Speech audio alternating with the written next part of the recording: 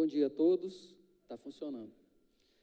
Prazer imenso estar no Paraná, que é o meu estado, né? Sou paranaense, faz 10 anos que estou em Brasília, mas sou do norte do Paraná, especificamente de Florestópolis, né?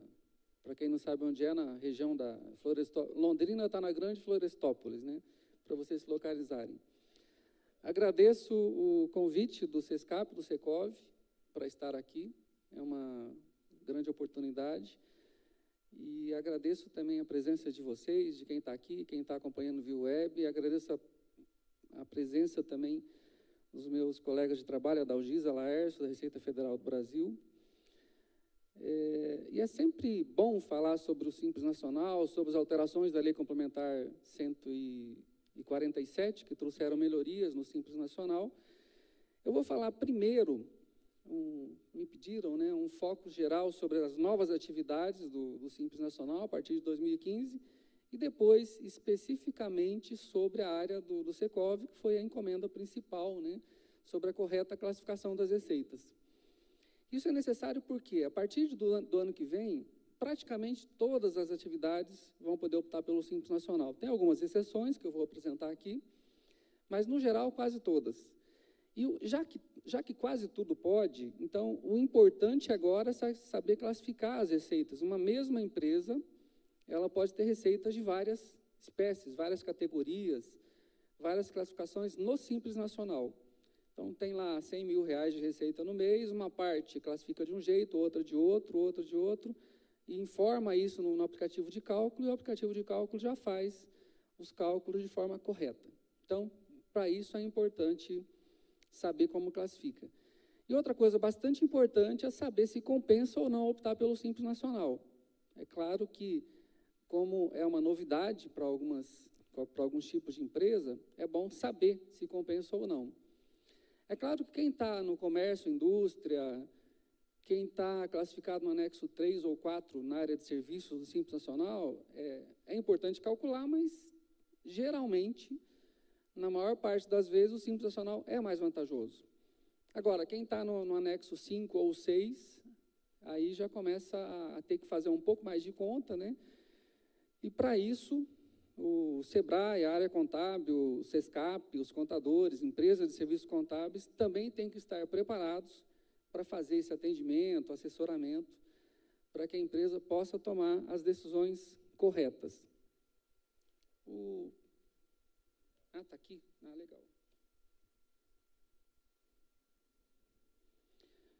Então, vamos lá. Vamos começar falando das novas atividades no Simples Nacional, no geral. Inicialmente, a primeira atividade que foi autorizado é o setor de refrigerantes. O setor de refrigerantes já podia optar quem trabalhava no comércio varejista. Bares, restaurantes, comércio em geral, supermercados, já podia optar. Não podia o quê? Comércio atacadista e indústria, quer dizer, indústria e comércio atacadista. Agora, a partir do ano que vem, esses dois setores vão poder optar, tanto a indústria quanto o comércio atacadista. Com isso, quem trabalha com refrigerantes vai poder optar em qualquer uma das atividades no Simples Nacional. Fica fora, na questão de bebidas, as bebidas alcoólicas, né? Bebidas alcoólicas permanece a situação anterior. O comércio varejista pode, mas a indústria e o comércio atacadista de bebidas alcoólicas continua não podendo optar pelo Simples Nacional. Liberou refrigerantes. Na área de serviços, alguns serviços eles foram autorizados a optar no anexo 3, as clínicas de fisioterapia, corretagem de seguros, que é uma área do Secov, né? Não é área do Secov, corretagem de seguros é corretagem de seguros mesmo. Corretagem de imóveis de terceiros, foi autorizada a fazer opção no anexo 3. Serviços vinculados à locação de imóveis de terceiros, que nós identificamos como avaliação locatícia e assessoria locatícia. E, para isso, eu até agradeço o Laércio, aqui da Receita Federal do Paraná, nos auxiliou muito. A partir do momento que o Secov fez a encomenda, nós começamos a estudar o que poderia ser classificado nesses serviços vinculados à locação de imóveis de terceiros, né? Então, nós identificamos que seria a avaliação feita para locação e uma eventual assessoria locatícia, quando o cliente procura para saber se deve ou não fazer a locação do imóvel, se compensa ou não, né, uma consultoria para locação. Depois, no anexo 3, cessão de uso de imóvel próprio com incidência de ISS. Nesse caso, na verdade, essa atividade já podia optar. A lei só veio, assim, a esclarecer um pouco mais, né, que é anexo 3, e nesse caso, o que se enquadra nisso? Aquela empresa que aluga quadra esportiva, que loca salão de festa, cede o uso, né, para eventos, no caso, e essa cessão de uso é tributada pelo ISS, porque está na lista de serviços da Lei Complementar 116, que regula o ISS em nível nacional. Então, essas atividades, elas podem optar pelo anexo 3. Falando especificamente de corretagem de imóveis de terceiros, é um contrato de resultado. Vocês que atuam na área imobiliária, né? Então, funciona assim. E não é só para locação, para compra, venda, para permuta, né? O que é isso? É uma intermediação de negócio. Vocês colocam quem está interessado em comprar, em vender, em alugar com a outra parte. Vocês fazem as partes se encontrarem e fazem fechar o negócio. Fazem combinar os termos do negócio e fazem fechar o negócio. Então, quando fecha, a gente fala marcou o gol, é um contrato de resultado. Aquele valor que recebe ali é classificado como anexo 3, corretagem de imóveis. Tá? Então, a classificação é essa. Depois, uma nova atividade no anexo 4, que é serviços advocatícios. Qual é a diferença do anexo 3 para o anexo 4? O anexo 4 também, assim como no anexo 3, tem uma tributação bastante favorecida. Na área de serviços, são as alíquotas mais baixas também. A diferença é que no anexo 4 a Previdência paga à parte, a Previdência paga fora do Simples Nacional. Então, os serviços advocatícios vão poder entrar, eles pagam, fazem o cálculo no Simples Nacional, fazem o pagamento, guia única lá, mas pagam a cota patronal previdenciária fora, com GPS, preenche GFIP normal e pagam a cota patronal previdenciária fora. Quem está no anexo 3, quando vai pagar a Previdência, só paga a parte do empregado, que fez a retenção do empregado, né? Normal, todo mundo tem que fazer isso. Agora, quem está no anexo 4, não. Paga o Simples Nacional, ainda paga a Previdência Patronal e paga a parte do empregado diretamente à Receita Federal do Brasil por meio da GPS, Guia de Previdência Social. No anexo 5, administração e locação de imóveis de terceiros. Essa atividade, ela já podia optar, mas um pouquinho diferente. Então, a gente dizia o seguinte, olha, podia optar pelo Simples Nacional, porque a redação anterior era cumulativamente administração e locação de imóveis de terceiros. Então, era a imobiliária clássica sim, que administrava um imóvel de terceiro para locação, imóvel residencial ou comercial, que pegava o imóvel para alugar, conduzia a alocação daquele imóvel, administrava, tomava conta daquele imóvel para locação, era cumulativamente. Agora não. Como não é mais cumulativamente, uma imobiliária que só administre, ou uma empresa que só administre imóveis de terceiros pode optar, e esse valor que recebe pela administração é anexo 5, e locação de imóveis de terceiros. Como pode dar uma certa confusão, né, com o anexo 3, porque o anexo 3 ele fala o seguinte lá, corretagem de imóveis de terceiros é anexo 3, e serviços vinculados à locação de imóveis de terceiros é anexo 3. E aqui fala administração e locação de imóveis de terceiros. Como é que nós separamos isso? Depois de muita teorização, muita conversa entre todos os componentes da Secretaria Executiva, com auxílio do Laércio, aqui do Paraná, que trata da questão jurídica, né? Nós chegamos à seguinte conclusão, olha, o que se classifica aqui, nós vamos deixar basicamente a administração mesmo, na locação. Então, aquele valor que a imobiliária recebe mensalmente, geralmente um percentual do aluguel, 5%, 10%, dependendo do caso. Então, esse valor que recebe mensalmente, que na verdade ele está recebendo por conduzir o contrato de aluguel, classifica como anexo 5. E também nós vamos classificar aqui um eventual valor que receba pela cobrança do aluguel. Nós consideramos que isso também enquadraria como administração. Então, na locação, a parte que recebe lá em cima é a parte vinculada à corretagem em si, que é para fechar o contrato, e os valores prévios que envolvem uma avaliação assessoria para ver se compensa alocar ou não, e a assessoria locatícia, a avaliação do imóvel para locação e a assessoria locatícia. E aqui embaixo, aquele valor que a empresa recebe mensalmente do locatário, né? Locatário? Não, locador. Do locador para administrar o seu imóvel, então classifica como anexo 5, faz a separação das receitas.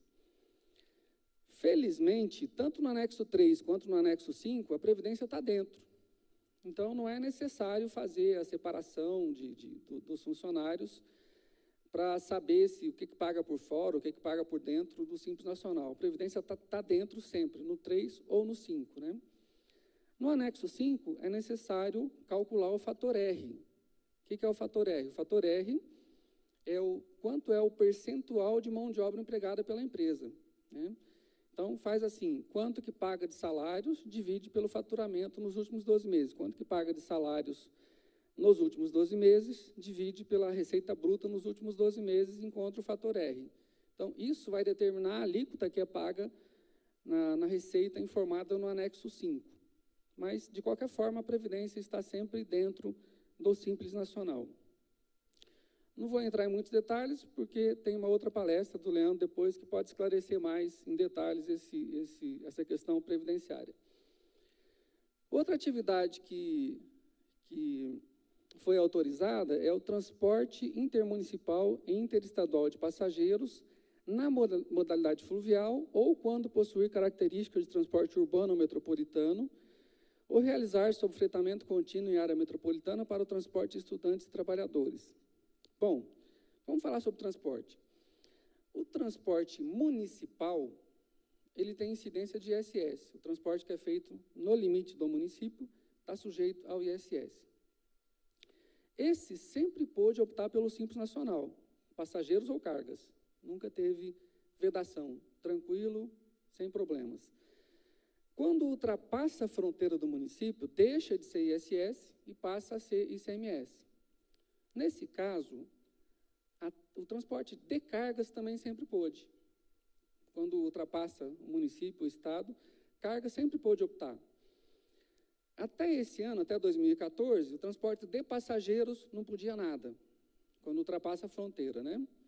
Aí tentou-se liberar na 147, fazer uma liberação geral para poder tudo, mas o que se conseguiu com os estados, porque a incidência é de ICMS, é liberar região metropolitana, municípios circunvizinhos, micro-regiões, para resolver o problema desse transportador de estudante, que geralmente transita entre cidades, né? Transporte de trabalhadores que transitam entre cidades também, em micro-regiões, municípios circunvizinhos, né? Municípios limítrofes. Então, essa atividade foi autorizada a partir do ano que vem.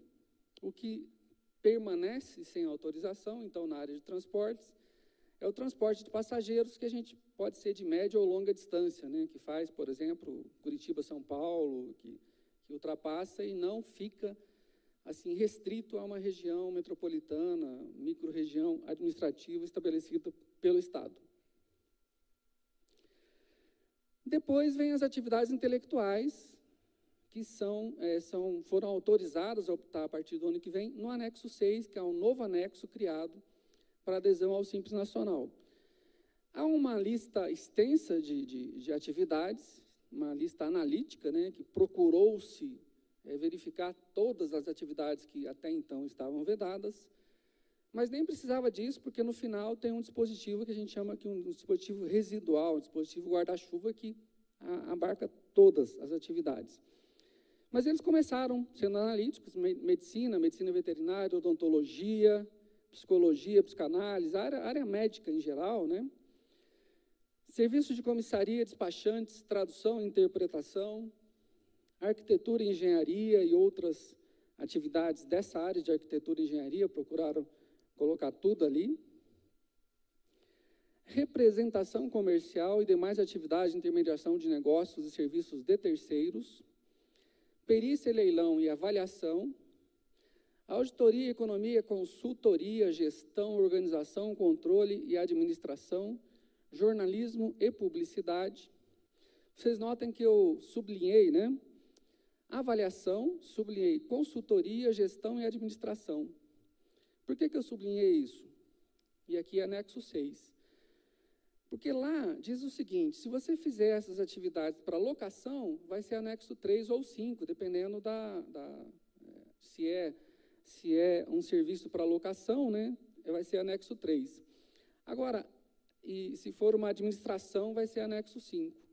E aqui são para as outras atividades que exercem essa consultoria, gestão, administração, não vinculados à área imobiliária, que então pode acontecer de ser classificado no anexo 6.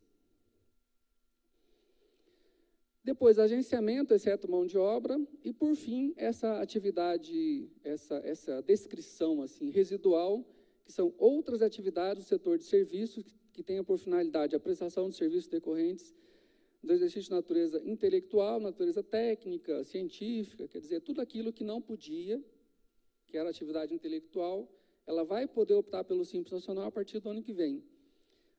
Mesmo que não estejam descritas, então, analiticamente, agora esse dispositivo residual faz com que todas as atividades intelectuais possam optar. Uma coisa interessante é que agora nós temos, então, 2 classificações residuais no Simples Nacional, né? Se você não tem atividade listada na lei, então, ela pode optar sempre. Para você saber se é anexo 3 ou 6, então a regra é a seguinte, se for atividade intelectual, é anexo 6, se for uma atividade não intelectual, anexo 3. Vamos imaginar algumas opções aqui. Tem, por exemplo, o serviço de prospecção de petróleo. Está na lei? Está lá descrito? Não está. Anexo 6, porque é atividade intelectual, depende de serviço de engenharia e tal, complexa, né? Uma lavanderia, borracharia, tá descrito na lei a atividade? Não está, mas não é intelectual, é anexo 3. Então, tem essas 2 classificações residuais para vocês identificarem o anexo, né? E aí, como eu já falei, essas atividades vão poder fazer opção a partir do ano que vem. Inclusive, nós estamos agora na época do agendamento do Simples Nacional, que as empresas, elas estão... É bom participar do agendamento, quem pode participar, informam que querem estar no Simples Nacional a partir do ano que vem. Entram no portal do Simples Nacional e antecipam esse procedimento, né? E é bom antecipar, porque se aparecer alguma pendência, algum problema de débito tributário, tem tempo para resolver em novembro, dezembro, e já garantir a adesão ao Simples Nacional a partir do ano que vem. Essas novas atividades não podem participar do agendamento. Elas vão fazer opção na época normal, de 1º a 29 de janeiro do ano que vem. E as novas empresas, então, que nascerem a partir do ano que vem, dessas atividades, também vão poder optar pelo Simples Nacional. Outra coisa, uma empresa já é optante e tal, vai continuar sendo optante, e o que acontece hoje é que se ela muda o contrato social, insere uma atividade vedada, acontece a exclusão automática. No momento que entrou a alteração no CNPJ, está fora do Simples Nacional, certo? A partir do ano que vem, 2015, quando inserir uma atividade dessas novas que foram autorizadas agora, não vai ser excluído mais, continua no Simples Nacional. Então, a partir do ano que vem, essas atividades, se houver uma alteração de atividade, pode alterar no CNPJ tranquilo, que não vai haver a exclusão automática do Simples Nacional. Esse novo anexo 6, ele tem alíquotas que variam entre 16,93 na primeira faixa até 22,45 na última faixa. A primeira faixa é até R$180 mil.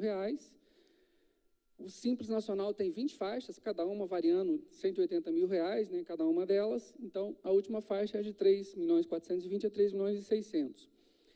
Dessa alíquota, que é o que a empresa paga, uma parte é para a União, tem lá Imposto de Renda Pessoa Jurídica, PIS-PASEP, ICSLL, COFINS e CPP, E a outra parte é de ISS, que varia de 2% a 5%.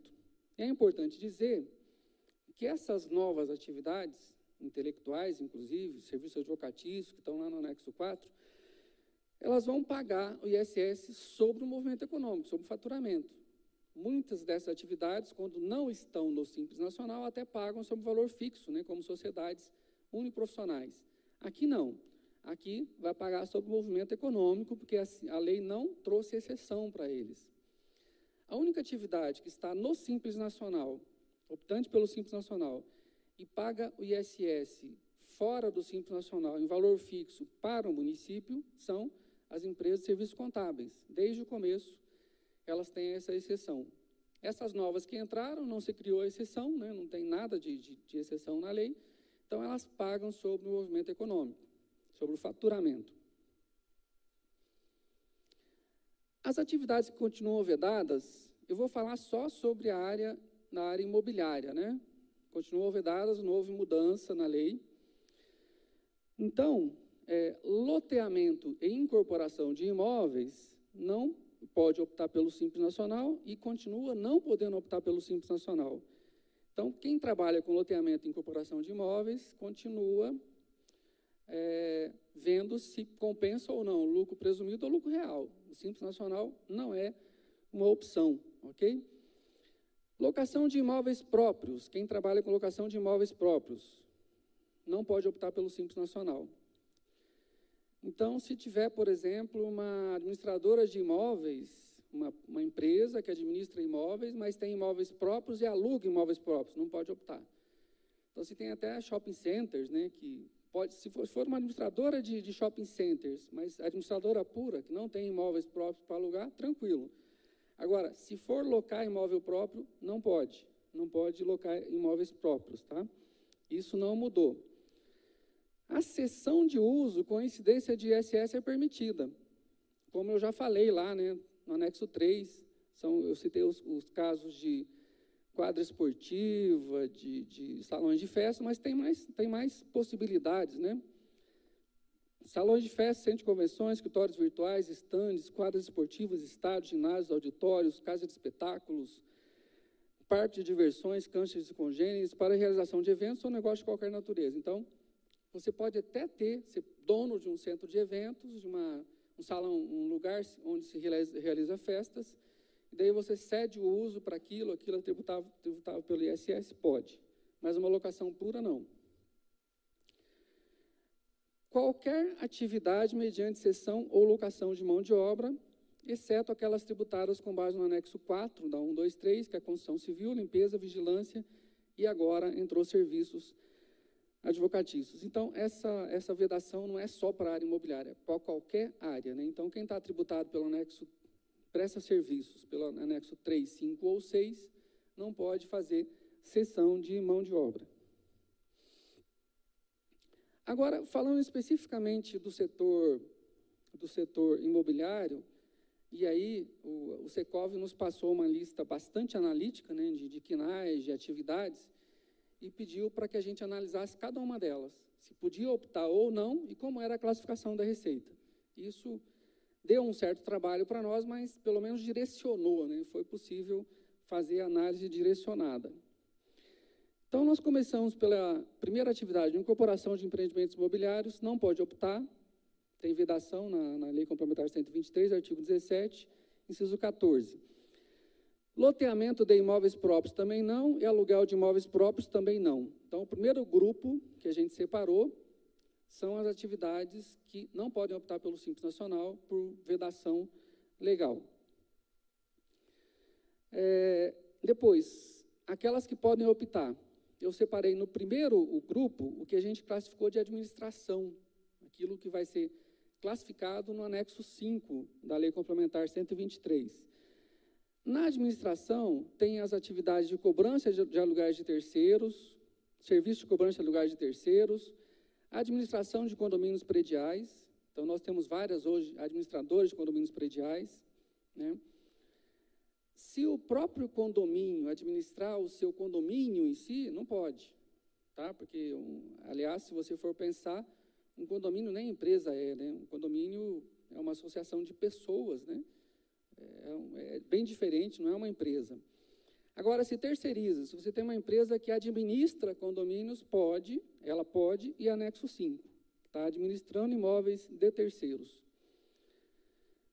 Administração de condomínios prediais, residenciais e comerciais por conta de terceiros, administração de imóveis de terceiros, administradora de imóveis de terceiros, gestão da propriedade imobiliária por conta de terceiros, gestão de condomínios residenciais ou não por conta de terceiros, gerência operacional e administrativa de imóveis de terceiros, administração de imóveis alugados de terceiros, gerência administrativa de imóveis, gerência operacional de imóveis.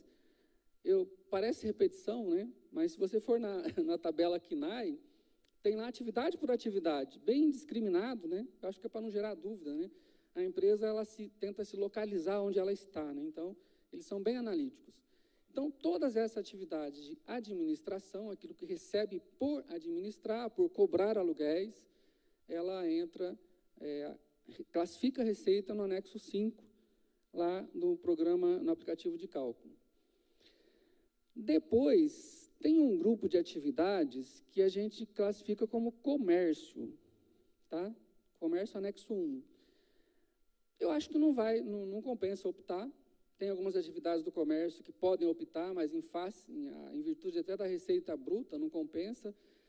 Por exemplo, uma revenda de automóveis, pode optar pelo Simples Nacional. Geralmente não dá para optar, porque a receita bruta é bastante grande, né? Difícil ficar dentro do limite. Essa aqui também, compra e venda de apartamentos próprios, compra e venda de casas próprias, compra e venda de imóveis próprios, compra e venda de imóveis próprios e compra e venda de terrenos próprios. Quer dizer, aquela pessoa que vive da compra e venda, abre uma empresa para comprar e vender imóveis. Tem que ser uma empresa, né? Abrir uma empresa, uma sociedade, para vender e comprar imóveis.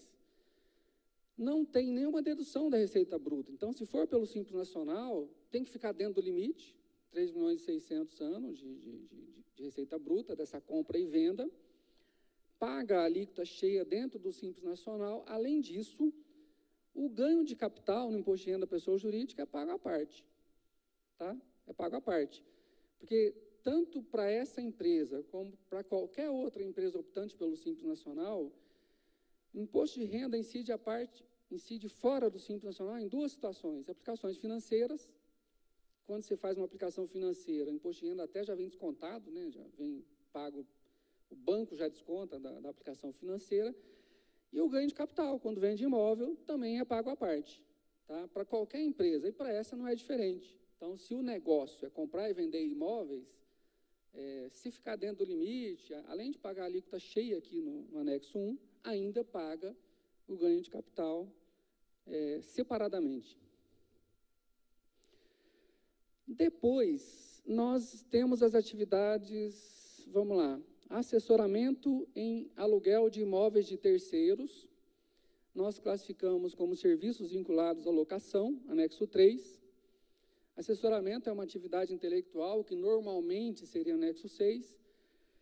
Mas como a lei diz o seguinte, olha, serviços vinculados à locação é imóvel 3, é anexo 3, então, se vocês prestarem uma assessoria locatícia, é anexo 3. A avaliação de imóveis, serviço de avaliação de imóveis, pode ser 3 ou 5.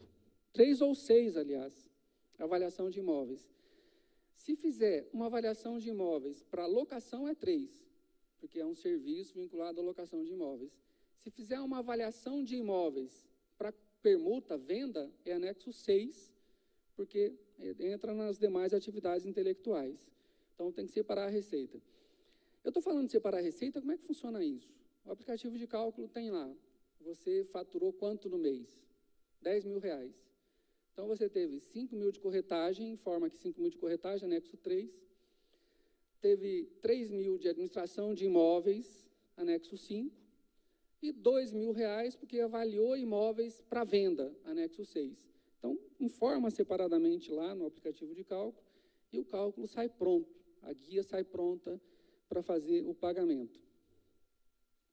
Então, a avaliação imobiliária, serviço de avaliação de imóveis, serviço de avaliação imobiliária, serviço de avaliação patrimonial de imóveis, serviço de avaliador imobiliário, para locação, anexo 3, para as outras finalidades, que é permuta, venda, anexo 6. Agora vamos para a corretagem. Todas as atividades de corretagem são anexo 3, tanto para locação, quanto para permuta, como para venda. Tá?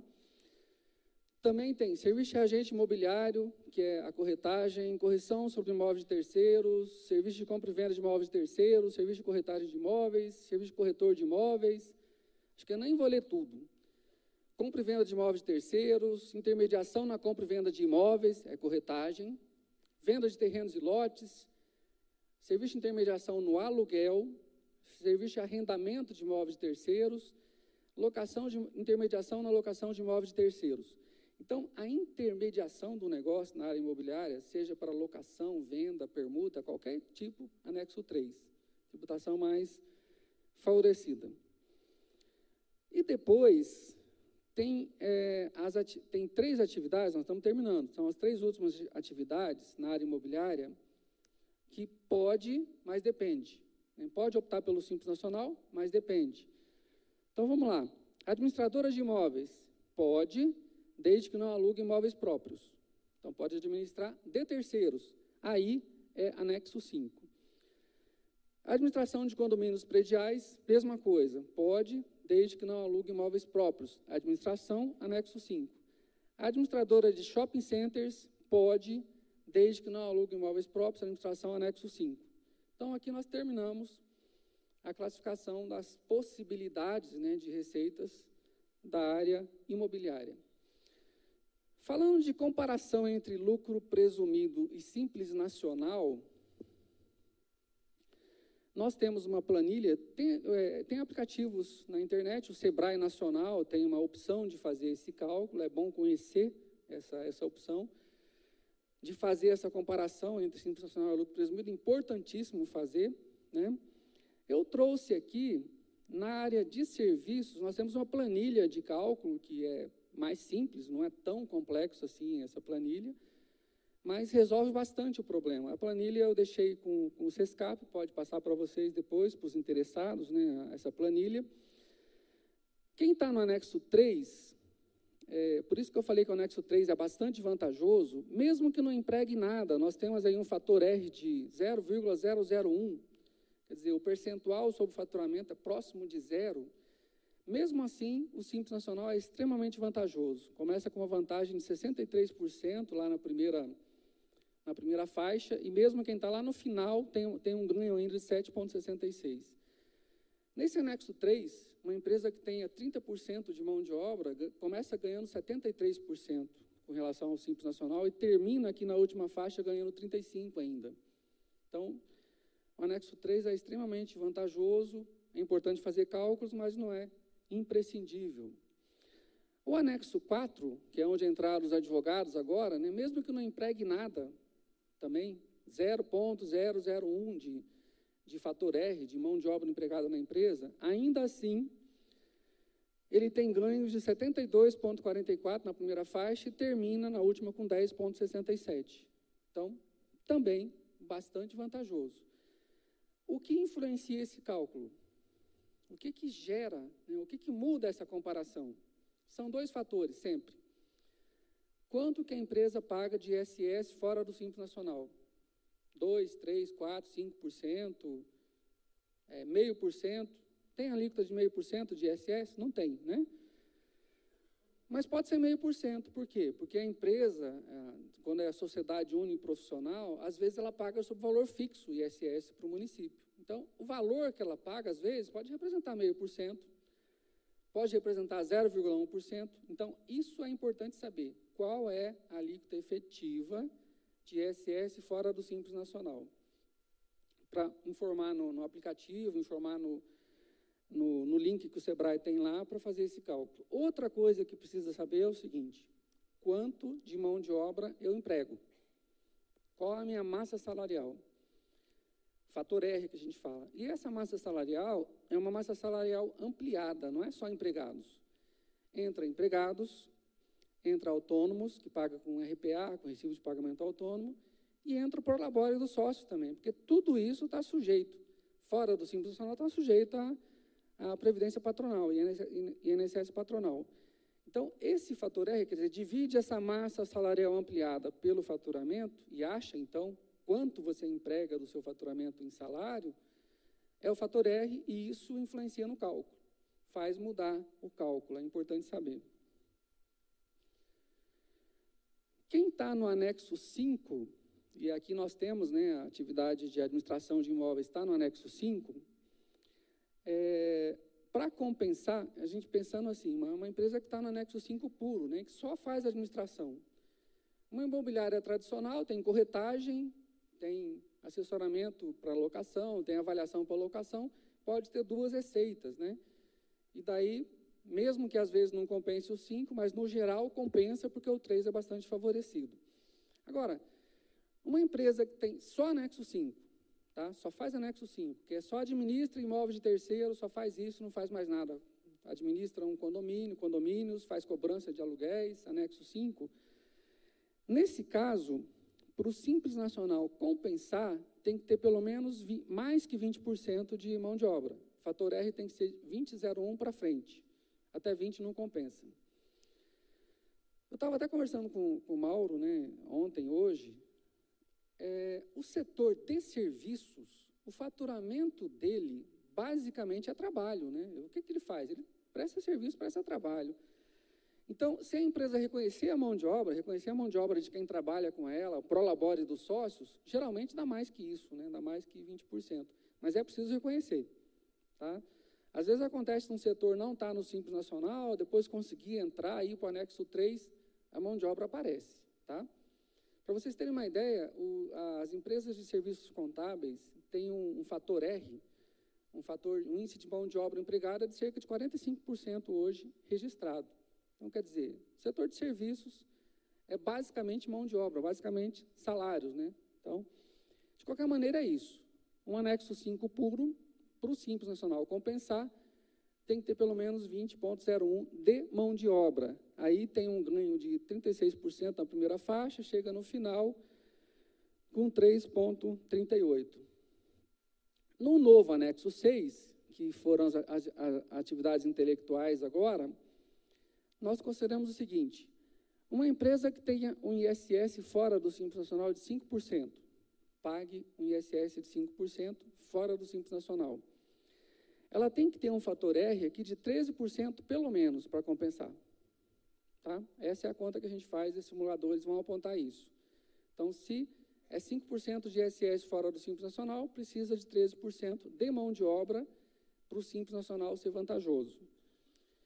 Se você tem um ISS de 1%, uma outra simulação que nós fizemos, quer dizer, se não existe alíquota de 1%, mas em face do valor mínimo que é pago ao município, em alguns casos, a alíquota efetiva de 1%, você precisaria de um fator R, de uma mão de obra empregada de 28% para o Simples Nacional ser vantajoso.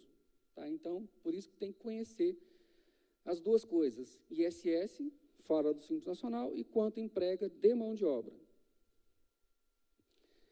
Nova hipótese de vedação, não poderão optar, estarão sujeitos à exclusão do Simples Nacional. Eu vou começar a falar agora da questão da contratação de empresas para terceirização de serviços, né, que foi a outra encomenda que foi falada.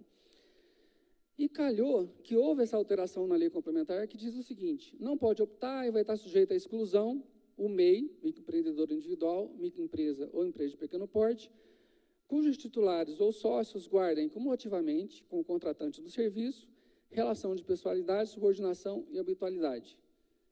Resumo: membro da empresa não pode ser empregado de quem a contrata para evitar o fenômeno da pejotização dos empregados. Esse fenômeno da pejotização está forte, né? A tendência de muitas empresas é transformar os empregados em pessoas jurídicas, entre aspas, né? Já existem normas que são direcionadas ao tomador do serviço. A legislação trabalhista é cheia disso, né? Diz o seguinte: o que vale no mercado laboral é a realidade, não é a forma, né? Então, não adianta você ter um contrato diferente se houver os elementos da relação de emprego, que é pessoalidade, subordinação e habitualidade, quer dizer, subordinação jurídica, né? Então, é empregado, não importa o papel que você produza. Essa norma aqui, ela está voltada para o prestador, para essa pessoa que foi pejotizada. Pejotizou indevidamente, ela está sujeita à exclusão do Simples Nacional e, se for um microempreendedor, ao cancelamento da inscrição como microempreendedor. Então, a finalidade é essa, né? Microempreendedor, ele pode prestar serviço para empresas? Pode. Pode prestar serviços para empresas. E como é que funciona? Quais são as regras dessa prestação de serviço para a empresa, né, que ele presta? Bom, se for serviços de hidráulica, eletricidade, pintura, alvenaria, carpintaria, manutenção ou reparo de veículos, quem contrata ele vai considerá-lo como pessoa física, contribuinte individual, vai registrar o fato na GFIP e recolher a cota patronal de 20%. A única coisa que ele não vai ter que fazer é fazer retenção previdenciária de 11%, que ele normalmente faz quando contrata um autônomo normal, né? Contratou um autônomo normal, além da cota patronal de 20%, ainda recolhe a parte do autônomo de 11%. Nesse caso, se for essas atividades, que é hidráulica, eletricidade, pintura, alvenaria, carpintaria e manutenção e reparo de veículos, então tem que fazer isso. GFIP como autônomo, cota patronal de 20%, tranquilo, tá? Sem problemas. Só que duas situações merecem cuidado sempre. Quando houver os elementos da relação de emprego, ele vai ser empregado, que é aquilo que a gente fala para evitar a pejotização, né? Não adianta uma empresa transformar o seu empregado em MEI, que isso vai ser desconsiderado, ele vai ter todas as obrigações trabalhistas, previdenciárias, tributárias, na condição de empregador. E o MEI não poderá ceder mão de obra. Ceder mão de obra é você ceder o posto de trabalho, né? Você não está fazendo uma empreitada, você está lá, ceder uma pessoa para fazer determinado trabalho, que aquela pessoa, uma terceirização, né? É um posto de trabalho que é colocado à disposição do contratante. Então, o MEI não pode fazer isso, não está permitida essa cessão de mão de obra. Bom, e se for uma empresa que contrata microempreendedor para serviços diferentes de hidráulica, eletricidade, pintura, alvenaria, carpintaria, de manutenção, serviços diferentes daqueles, né? Nesse caso, não há necessidade de registrar na GFIP e nem de recolher a cota patronal de 20%. O artigo 12 da 147 revogou retroativamente essa obrigação. Essa era uma mudança que tinha tido na 139, que estava prejudicando, né, o setor, todos os setores, não era só o de construção civil. Quer dizer, o que estava valendo? Contratou MEI, para prestar qualquer serviço, você tinha que colocar na GFIP e recolher a cota patronal de 20%. Agora não. Se for diferente daqueles serviços lá que foram listados, contratar para outra finalidade, não. Você faz o pagamento lá, prestou serviço de R$1.000, paga R$1.000 e acabou. Não tem GFIP, não tem cota patronal, certo? Resolveu o problema, inclusive, retroativamente, como se nunca tivesse existido essa obrigação. Da mesma forma, não muda nada, se houver os elementos da relação de emprego, o empregado será e não poderá haver cessão de mão de obra. Então, a novidade é que, para esses serviços diferentes daqueles tradicionais listados lá, pode contratar, pagar normalmente, o valor pago, né? Não precisa colocar na GFIP, só fica o alerta, então, com relação ao emprego, né? Baixa de empresas. Poderá haver a baixa mesmo com pendências ou débitos tributários a qualquer tempo, só que não impede que, posteriormente, sejam lançados ou cobrados tributos e penalidades, decorrentes da simples falta de recolhimento ou da prática comprovada de outras irregularidades praticadas pelos empresários ou por seus titulares, sócios ou administradores, e importa responsabilidade solidária dos empresários, titulares, sócios e dos administradores no período da ocorrência dos fatos geradores. Bom, como é que a gente avalia essa baixa? Primeiro, melhorou muito, vai melhorar muito em termos burocráticos, né? Baixar era muito difícil e agora vai ficar muito fácil. Você vai simplesmente informar pela internet que você quer baixar e vai baixar. Tranquilo. Desburocratização, perfeito, tranquilo. Agora, exige um certo cuidado, né? Porque baixou, não mata o débito, né? O débito não morre, o débito tributário não morre. Isso aqui protege, inclusive, outros credores, não é só o tributário, né? Tem uma proteção aos outros credores, principalmente na questão tributária. Se houver o débito, ele vai ser transferido para os sócios ou administradores. E de forma solidária, não é subsidiária. Então, vamos supor, você tem lá um sócio com 99% e o outro com 1%, certo? Quando você está com a empresa ativa, como é que o fisco busca esse valor do débito tributário? Tem que provar que houve excesso de mandato, né? Você tem algumas coisas que às vezes são difíceis de você alcançar os sócios, né? Baixou a empresa, responsabilidade solidária. Então, o fisco pode buscar dos sócios de 99%, pode buscar dos sócios de 1%, ele vai escolher de quem cobrar, né? Então, essa é a consequência da baixa, que foi bastante facilitada, não precisa de CND de ninguém, da Receita, dos estados ou dos municípios. Mas, em termos de simplificação de procedimentos, excelente, né? Foi bastante significativo. Algumas coisas só em nível de estatística que a gente traz para vocês antes de terminar. É importante falar do que está acontecendo, né, no Simples Nacional. Nós terminamos setembro com 9.250.000 empresas, dos quais 4.819 eram micro e pequenas empresas e 4.431 MEI, microempreendedores individuais. Nós fechamos 2007 com 2.831.000 empresas, então é um crescimento bastante significativo, mesmo que se considere só micro e pequenas empresas, né? O MEI é um caso à parte, mesmo assim, na conta geral, os números são significativos. E nós temos sido procurados, inclusive, por outros países, para que a gente mostre, né, os caminhos que a gente está tomando no Brasil para reduzir essa informalidade empresarial e conseguir os números que nós estamos conseguindo, né? Com relação ao emprego, a gente olhando de 2003 a 2012, geração de emprego no país, é bastante significativo, né? Nós fechamos 2003 com 23.701.000 empregados registrados e fechamos 2012 com 41.337.000, né? Um crescimento de 74% na quantidade de vínculos empregatícios nesses 9 anos. Uma coisa bastante interessante é que, primeiro, esse é o crescimento geral do emprego no Brasil, né? Se a gente olhar o Simples Nacional, quer dizer, as empresas do Simples Nacional, o crescimento é de 88%. Então, geral, 74%, Simples Nacional, 88%. Quer dizer, as empresas do Simples Nacional estão gerando mais emprego, proporcionalmente, do que as empresas não optantes pelo Simples Nacional. E as empresas não optantes, então, crescimento de 70% na geração de emprego, certo? Outro dado bastante importante, que talvez explique algumas coisas, né?